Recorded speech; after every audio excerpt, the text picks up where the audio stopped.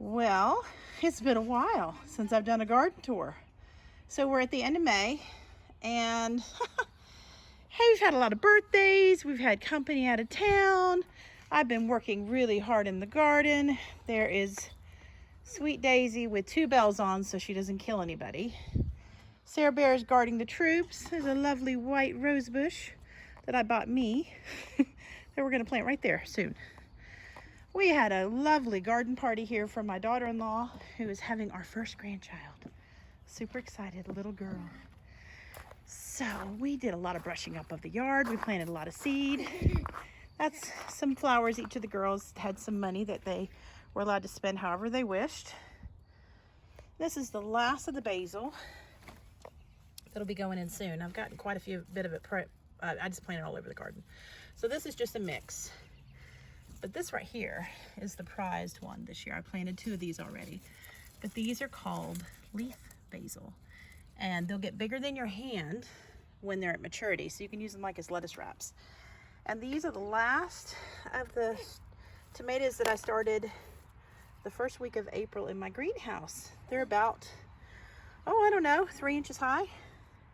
Just harden them off. I've got a bed that has radishes, so these, I figured since we're waiting on these, I have a few that I started from seed. They just got bigger quicker, and they've already been planted. And of course, the lovely greenhouse, it has served its purpose. We had a learning curve to get with that. Uh-oh, there's a chicken in the garden. Somebody want to shoo her out? So we planted a few trees since our last garden tour. This is a wine sap. Thank you, Mary. Oh, she was left out. Yeah, we let them free range. My Aunt Jane gave me that. I've waterproofed it and put it out here. She knows how I love. Hey, you got her in? No, Mom. You're chasing her? Okay. That's our chicken ferment right there. No, y'all are not coming out. Even though I'd love to. We're trying to train them to forage over there and not over here where we're growing seed. You got her? Thank you, my bear. Good job. Thank you, sweetie. All right, and that's a shade cloth there. I think I mentioned that before, but this is where our sun comes in really hard here, and we lost a lot of trees that used to be here that added tons of shade here. But we put one on top and then on the side, and they've got a great little setup. And of course, our grapes have taken off. I think there's even a few grapes, yep. Even though this is the first year that this is in the ground, it's a pretty established vine. I'm super happy about. Oh my goodness. This is a different variety. It's doing wonderful, but it's not fruiting, which is good. I shouldn't let it fruit. And if that would have put out more than one, oh my goodness. It did put out more than one. Yeah, I'm gonna pinch that off. You just really don't want a vine or a tree that you just planted fruit. But I'm gonna let it do one just because, fresh fruit from the yard. All right, and that's our Granny Smith. This is the one in one of the garden tours that I showed you how I was training it down. And come fall, I'll prune, and once the winter sets in, and I'll establish some of these because I want it to submit to us. So when it's at maturity, a child can pick from it. This is a lovely rose bush. We've added that Hubs got me for Mother's Day. Look at that rosebud, isn't that beautiful? This one needs deadheading. Oh goodness, it's loaded. So pretty. And our pear tree, which is doing fine. It's putting out some new growth. This is the first one I tried to do the training on, and I failed and broke one of them. But it's put out some new sprouts that I'll train up and train and trim and prune. And our blueberries got moved to the front. They're doing wonderful. I think we might, yep, we'll probably get some fruit off of this one this year. And another little itty bitty baby miniature, but the smell is amazing. And it's yellow. And this is a little bird sanctuary we created after we put bells on all of our birds. And look at this peach tree. Isn't that gorgeous? It probably had a couple 100 plus blossoms. I trimmed it down to about 20, but it's a mature tree. Technically, you should not let it fruit its first year being transplanted, but it just looked happy. And I'm just happy. It's probably about 7.5, yeah, maybe 8 feet high. It's a good 2+ over my height. And that's my Honeycrisp looking cute. It'll probably try and put some fruit out next year. And a tart cherry. Yeah, we've got some archery going on over here. So the tart cherry has a few berries on it. Again, this was a transplant this year. It's a mature tree. So next year we'll see some fruit. I trimmed almost all of the flowers off of that and just left a few just so we could taste them. Hey Mary, what are we about to pick? Cherries! Whoop whoop, they're ready. All right, go ahead. It's a fight. I got it! All right, how's it taste? Remember, there's a seed in the middle, girl. Hurry up, I want to know how they taste. Good? Hot! Yummy. I already had one the other day.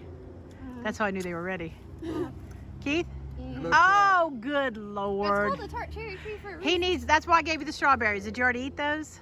Good Can I have grief. another one? Yes, y'all go ahead. Let's eat them all. They're I'm ready. going to eat the cherries in the refrigerator.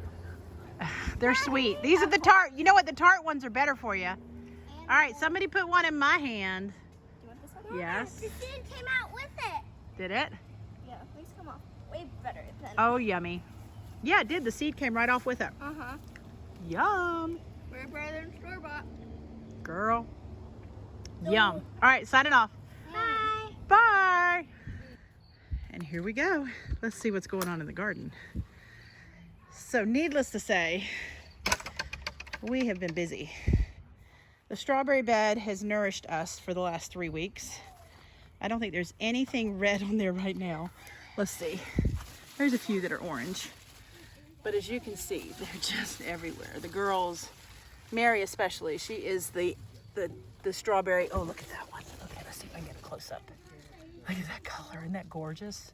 Oh yeah, I'm picking that one. That's mine. And that's the transplant bed, number 1. It's been a while since I've done a garden tour. We have expanded our our tomato patch, tomato garden. Strawberry patch, tomato garden, yes. We've expanded it. This is a really sunny spot since a couple more trees came down over here from our neighbor. These are probably about 20 carrots growing, maybe a little more in the middle. And that's 11 tomatoes. Most of those, about half of them are from seed. Anything that looks little is from seed. And then we've got lots of squash, butternut squash, spaghetti squash.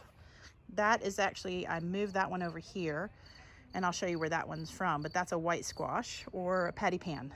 Love that one. It's like a personal squash. It's beautiful. And these are all cucumbers. One from a seed. There's a couple over there from seed that I did. I don't know what it is about this yard, but the seedlings, as soon as they pop up, whatever likes to eat them, eats them before they get a chance to do anything. Hold on, I gotta eat my strawberry. Yum. All right. So this bed, oh, that's some Nasturtium. Okay, so this log right here, I know I've mentioned it. This is the one that took out our house, but then we got an $80,000 upgrade to our house because of it. It was a long journey. So this is some Nasturtium that we started from seed. Boy, they're a little stubborn. You got to soak those babies. Read the seed packet, I'll tell you. Because we tried them at first, we had no success. And then we tried them again, and I was like, let me read this packet. And it was like, soak them 24 hours. And then we had great success, so everything popped up. So that is sitting in the hollowed log. That's probably about a 4-foot section of the 100-year-old tree that took out our house. Here's another hollow log that I have some sunflowers that I started from seed. Those are, I love mammoth. I do grow a lot of other ones, but mammoth are my favorite because they feed hundreds of birds. Okay, so this is that bed that y'all saw me kept piling straw up on. So we probably have about 6 feet of straw. It was way up here, cooked down. We put more on, it cooked down. We just kept watering it, then the rain came. And then we burrowed holes all throughout it and made mounds of compost. And then I put watermelon seeds and cantaloupe seeds. So this huge bed, it's enormous, is full of watermelon and cantaloupe. And there's lots of walking space around it. So my vision is that there will be plenty of room for all the fruit to spread out. We'll hope for the best. We might have to dedicate that walking space over here as a no-walk zone, and we'll send the vines up that way. I've grown them before and they take over. It is gorgeous, especially if you have lots of rain.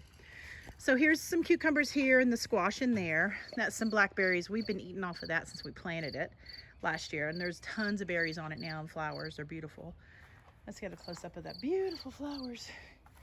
And all throughout the garden, it's funny, we planted 4 varieties. So these are Thornless Blackberries. Lovely. Highly recommend them. Look at all those. That's all the fruit starting to set. Let's see, I thought I saw one with berries on it, but maybe I was imagining it. There we go. There's one that's more than set. It's gotten rocking and rolling. I did plant some asparagus in here, but in this space right here, it's a pretty big size space. It was overgrown jungle village, and this meander, this horrible tree that we could not kill because it was petrified. We couldn't cut it down. We put a barrel over it, we burned the heck out of it, and finally it weakened it so my husband could cut it. And then of course inside there's tons of sludge, so I left a lot of that and I planted the white squash there. So 3 seeds I planted, all 3 took, so I transplanted 1.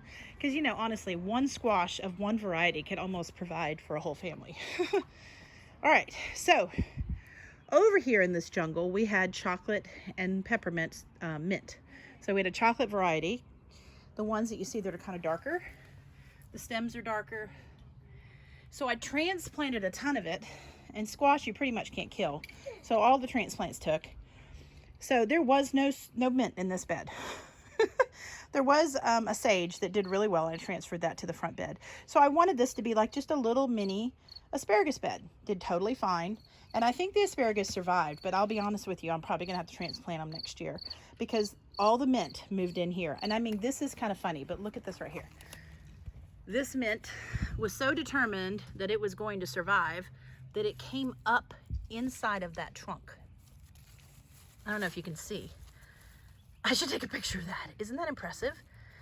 Yeah, it grew up through. I'm sure y'all are getting dizzy. Yeah, it came up through there. Isn't that impressive? So I believe we're just gonna have chocolate mint and a little bit of standard mint. Right there came up. And this bed is just going to be dedicated to that, and we're going to leave it alone.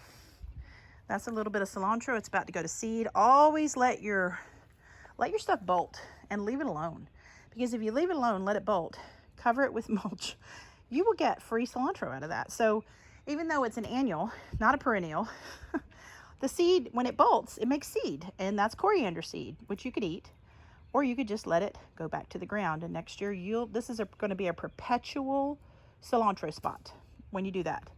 Okay, so apparently this is the year of romaine for us. We planted several varieties. We have harvested so much romaine out of this bed, it ain't even funny. I've transplanted probably easily 50 seedlings all over the garden. So we have salad growing everywhere. And I mean, it's going to bolt as soon as it gets super hot, but we've had a very lovely spring. We had a couple weeks in there that were just horrible and hot in April. I mean, hot and no rain. It's like April was not the month of rain, but for us, May has been rain, rain, rain, and more rain. So if I didn't have hay and wood chips in this garden, it would just have drowned.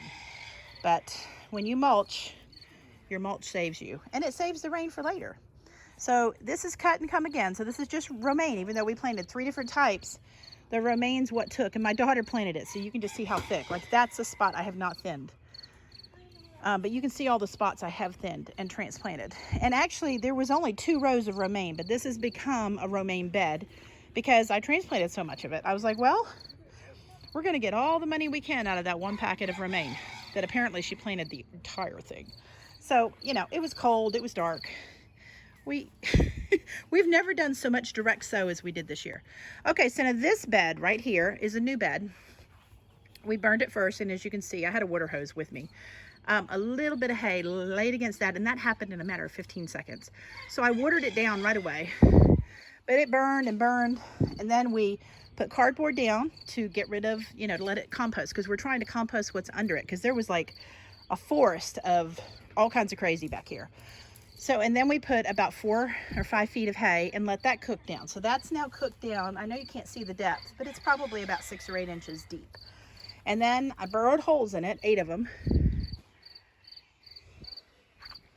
And I put about 4 cups of compost right in the middle, and I planted 2 seeds. And I have got, this one's just shooting up. This one, I can see the little seed on it, so I've just covered it with hay so it could just stay moist. But all of these are all zucchini. We love squash in this family, all kinds of squash. And honestly, I've not done a ton with winter squash, but I just want to do it because Winter squash basically is food for the winter. I mean, it doesn't grow in the winter, but it's squash that stays hard. So here's a big bed of transplanted romaine, and I figured this is pretty shady over here, so this won't bolt as quickly. And then I have just a few extra seeds of squash that I put over here, and I think that's butternut, if I remember correctly. So I put butternut, spaghetti squash, white winter squash.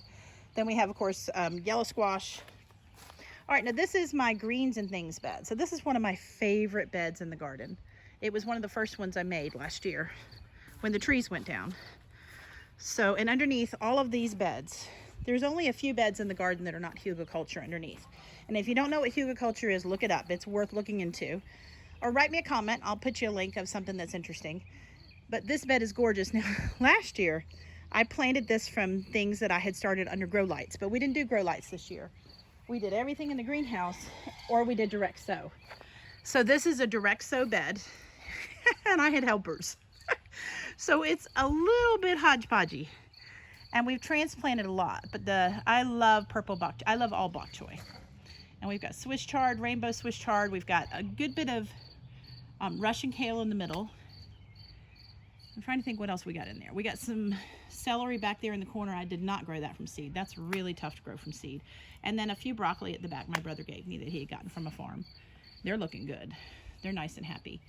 I'm trying to think what else we got in there. We did do some beets from seed, and there's a few of them that took. But honestly, when I sowed them, it was just a hot stretch. Beets like good soil, and they like moisture. And I did not babysit this bed. So whatever survived, let's see what else. There's another one. So there's several beets, and I did all those around the edges because I figured that would be more moist, knowing that beets really do like good conditions. So anyway, it's really getting established.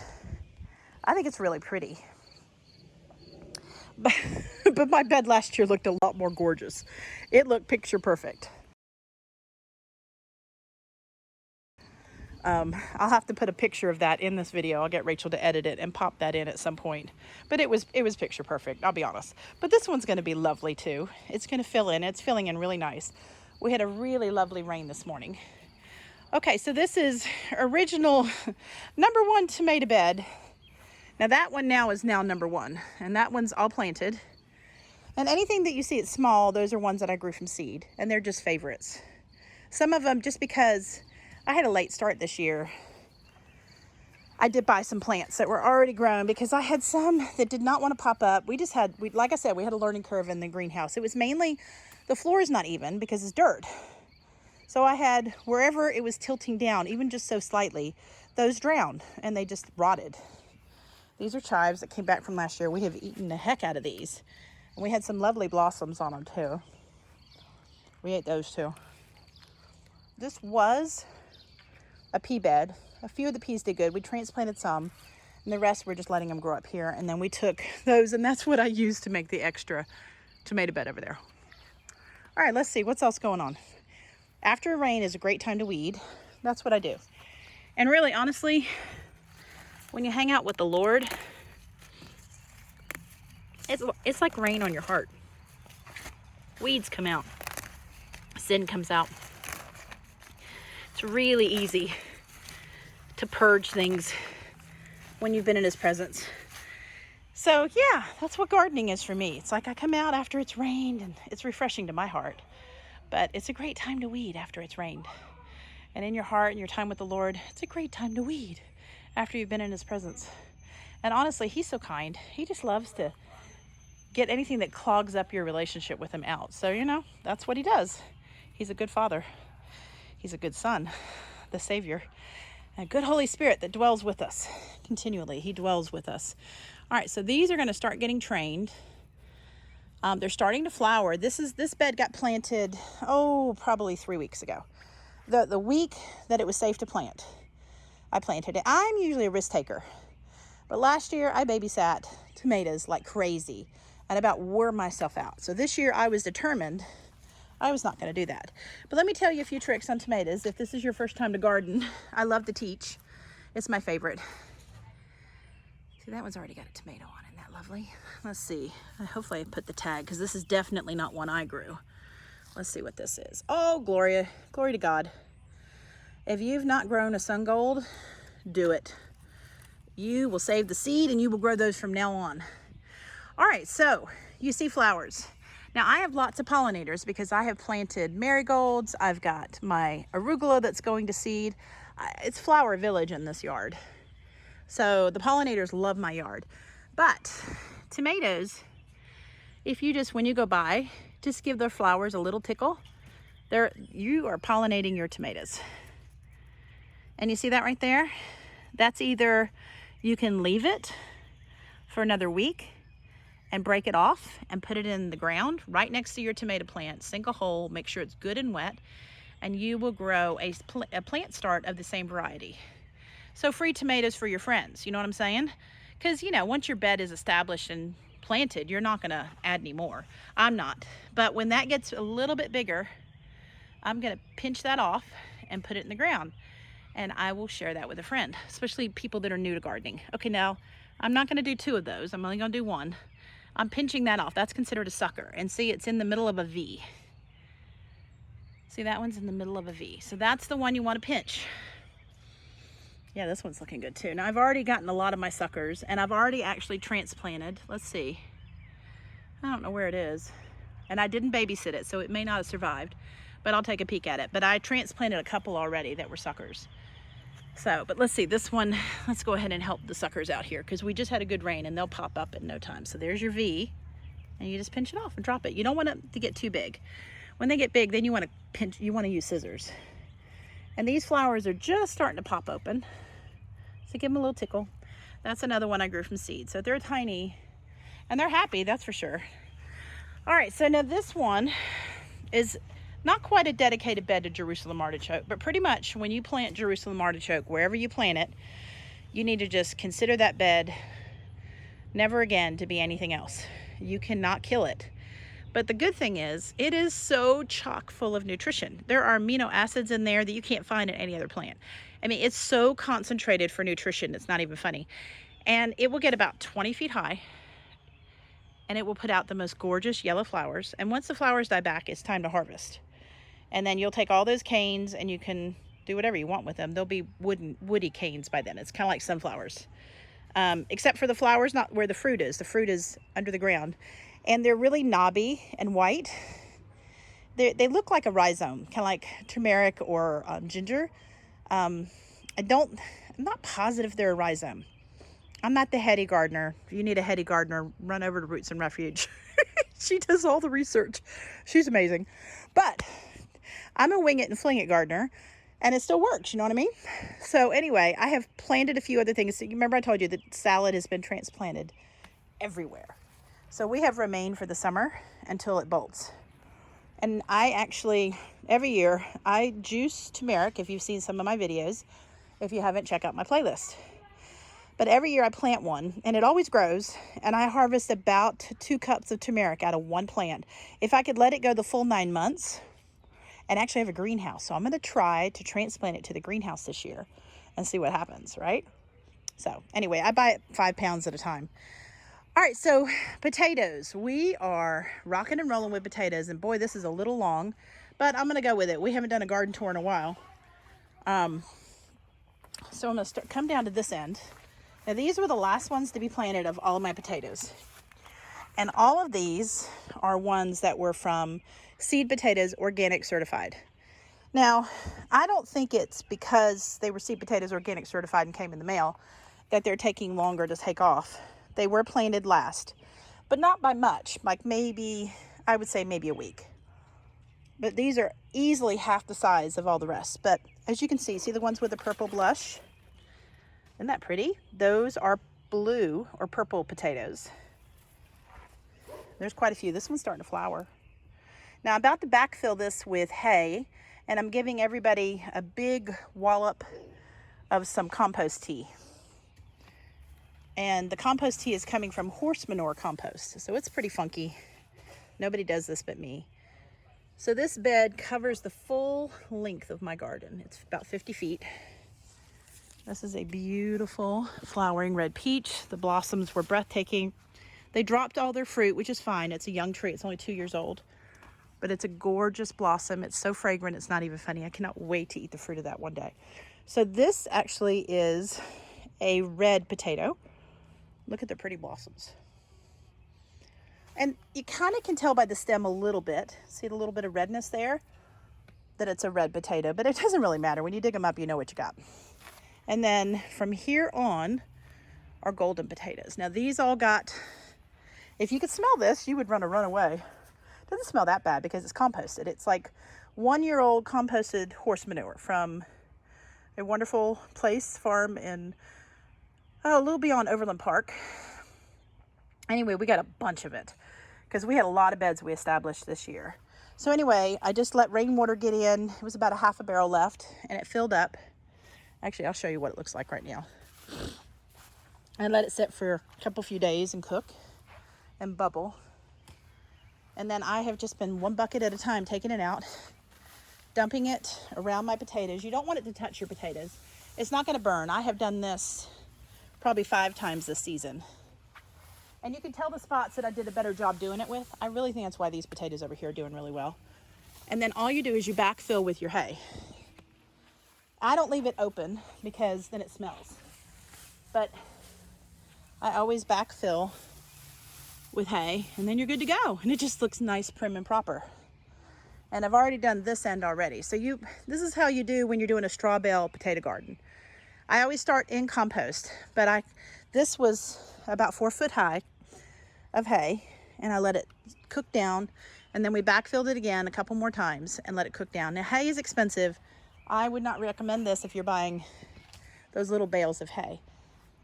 But if you can get a hold to an old horse hay, you want horse hay, but an old big bale and get it delivered, that's about the only way to do it. You have got the ingredients to doing massive expansion in your garden. So my sweet husband, thank you babe, wherever you are, dumps me tons of hay here after it rains so I can backfill my potatoes because they shoot up overnight. They'll shoot up 6 or 8 inches after it rained. So all these are getting backfilled and these will too. And they're getting a nice wallop of some beautiful compost tea. So these, I know they're going to seed, so it's time to harvest them. These are all the last of the radishes. These were ones that just took a bit longer, but they're beautiful. It's all kinds of varieties. That's a black rose. Let's see if we can find one tucking up. There's one there. That's not a black rose. You see them cooking out? That's how you know it's time to harvest. They're just sticking up. I can't really see with my, there we go. There you can see it. So that's a cherry Bella, I think, one. And then that's an Easter egg one. So it's like a variety, but they're cute. They're just like little tiny little knobs and they're all different colors. All right, so I did plant a few days ago some lovely poppies. Aren't they pretty? There's a yellow one here. And let's see, we've got cucumbers here. They're going to climb this trellis, and in Jesus' name, they're going to survive this year. I'm really nourishing them with a lot of compost. So these are all ones from seed. That one I bought. Like I said, the ones from seed, they got eaten up before they even got 2 inches high. And then there's a few more here, just several varieties. I don't think I have a silver slicer. I planted it. I didn't mark where I put everything. And then the rest of this is just some yellow squash. Again, some more salad, a few sunflowers because I plant those all over the garden. And then that is there's some corn. This is the Three Sisters. So this is a pea that will climb somebody. Yeah, it's already getting eat up. I got my neem oil just came in. So I'm going to make a little spray with that. And then a yellow squash, and there's corn on either side growing organic. And I've got squash all over the place. We didn't do the Three Sisters everywhere. We just did it on the ends. And then there's yellow squash popping up everywhere. That's my comfrey. I'm harvesting the phooey out of it because it was the most gloriously gorgeous this year. I planted it last year from a little knob that wasn't bigger than my thumb. My girlfriend sent me. But look at these little bell blossoms that were everything. And the bees have been all over them. Aren't they pretty? But now they're laying down and I know it's time to harvest. So I'm just cutting them and chopping them with a hatchet and just sprinkling them all over the garden beds. And it's a green manure comfrey, but it is beautiful. And it invites the pollinators. So everybody that still has blossoms, I'm leaving them alone. And this is a new growth, so I'll leave that alone. But everything that's kind of laying down, and you can tell when the blossoms are spent, you know, they're just about done. then those are the ones that I'm going to be harvesting and putting all over the garden. Oh, more of the potatoes. We are Russian, German on my side, and Irish, Scottish on Keith's side. So we are a potato family. Now, if you see cardboard down, it means it just got rained on and hay's going over it just to hide. I will pull all of my weeds around the edges, but the rest of them, I compost them underneath cardboard. And last year we did it with wood chips, but wood chips are pretty popular and they're really hard to get a hold to. So this is the other strawberry bed. I put in 10 as I thinned out that monster one there. Oh, I know, isn't that beautiful? That's a good view right there. Just take a picture of that. Oh. So these are all volunteer wildflowers that are coming up from last year. So when I planted this bed, there was nothing here. And I am so surprised this many volunteers came back up because I actually sowed some flowers. So the Nasturtium there is just a wildflower seed pack I've sowed. And I know we sowed, yep, some indigo. Isn't that pretty? Mary picked that one. You can just tell by the color of the blossoms. So that's coming up. So this is like wildflower village right here. And then some beautiful roses, and this one's a climber. It got hit by some stuff, so I'm definitely gonna get some neem oil and make a concoction out. And that's it for really the garden. And I showed you the orchard already, but it's just looking gorgeous, isn't it? It's so greened up. Oh, I missed the bed. Oh my goodness, how did I miss y'all? So this is the most direct sow I've ever done in my life. Direct sow, like directly in the bed. So this arugula bed is about a third of the bed right here. And it's going to seed now. So it's the leaves are still good. They're a little bit more bitey once they go to seed. But I'm gonna let them go to seed, let them direct sow themselves, and then it'll produce some more arugula for in the fall. These are turnips. I love turnips. My whole family does. We're from the south. And I've been spraying them with a sudsy spray. You know, as you can see, some of these have been chowing on them. And then this is, I'm positive I'm going to say it wrong, kohlrabi. I only planted a few because I don't know if we like them or not. But we are in the hook up as far as turnips go. Aren't they beautiful? I have a wonderful soup recipe that I'm definitely going to do a video on once these get ready to be harvested. And it's a white bean and turnip soup. It's delicious. And I'll definitely make it with some bone broth. All right, well, that is the last bed. And that is it for the May garden tour. Thanks for dropping in. And thanks for walking with me. It's been a long walk, but isn't it lovely? And I didn't do the front bed. I really should. And I'll see if I can do that as a tag on at the end. It's gorgeous too. All right, so this is not the forgotten bed, but it is the garden bed in the front of our house. So I don't record it often, but it's really cute. So there's our front door, but we have a side front door with a cute little patio. We don't really use it a lot, but it's wonderful when it's raining and you're bringing in groceries. There's Brave with her bells on. We have not had a dead bird in quite a while. Praise the Lord. So this is a new bed we just established. We put cardboard down and about 2 feet of hay, and it's cooked down. And I planted that with some compost around it because really it's just clay. That's all we got here. And I mean, there's a lot of things you can do for that. But isn't this beautiful? These are all volunteer sunflowers. We were gonna plant, we did plant some, and we had a little bit of damping off is what you call it. But we had, our greenhouse was unlevel. That's definitely the project for the fall. But isn't this pretty? So that's an azalea. It's starting to put some more buds out, but boy, when I put it in, it had probably 20 buds on it. It was gorgeous. And we've got sage that came over from last year that we transplanted up front. This is lamb's ear. I don't know if you know much about lamb's ear, but that is a wonderful plant to have in your garden. And this is a little teeny one we found walking on a path. And it is starting to take off, as you can see in the middle. When you see that happy growth right in the middle. So this one we got last year and we put it in the bed, and we really didn't think it would take off. This is an okra, and it's probably gonna start flowering soon. That's a volunteer from last year. I grew a couple of them last year, and they were plants that I bought. But then, of course, you know, the seed pods stay in and they just kind of go to town. And there's some beautiful basil taken off and some impatiens. But the middle of the bed is Potato Village. I think I put 10 seed potatoes in. And this year, I've done it before with good success. But I just, I had a little bit of trouble last year with doing the slips, or the where you cut them and then you kind of cure them. There's about 5 different names. So anyway, this year we planted all of our potatoes. We had plenty. We had tons of potatoes that I did from Trader Joe's, which is what I often do. I did order some seed potatoes this year because I was able to get some, and I ordered them early because I wanted to do some unusual varieties. So those are all in the back, but these are all just the gold organic ones that we got from Trader Joe's, the golden potatoes.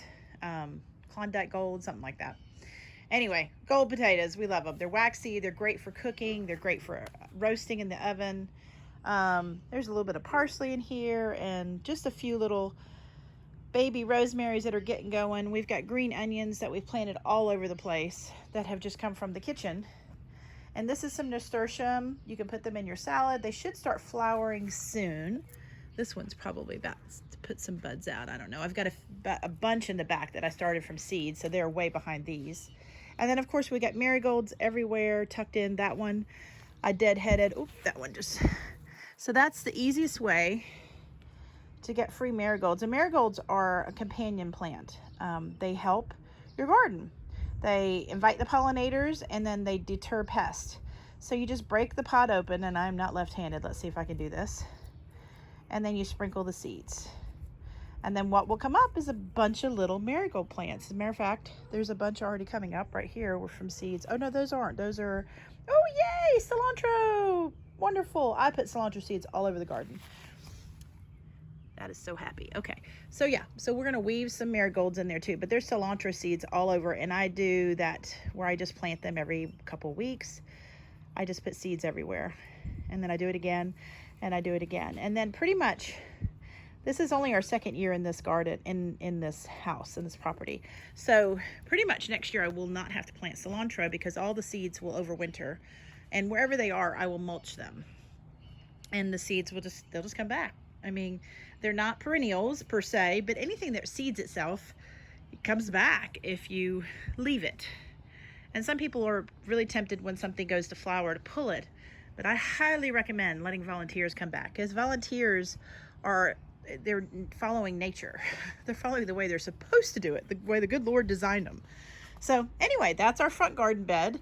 There's basil everywhere because we love to make pesto. There's some pretty lavender we tucked in here, thyme, and thyme again. Oh, that's kind of funny. And that's nice. This one's going to do really well because it's in the shade of a sunflower and in a potato. And you can just see the difference between that one and this one. Look at all that new growth. All that light colored, that is new growth. So this is going to be a really cranking thyme spot. And I plant them in multiple places just for that reason. And then these are chives. That was a flower that came, and it was gorgeous. There was only one. I think there was one on the back one too. They were gorgeous. The bees just love those. There's some hollyhock and some chamomile. A friend brought those over that she started from seed, and we have some hollyhock we did from seed in the back. Our chamomile didn't take, but again, we were having some damping off going on, and that's it. Isn't that pretty? I like it.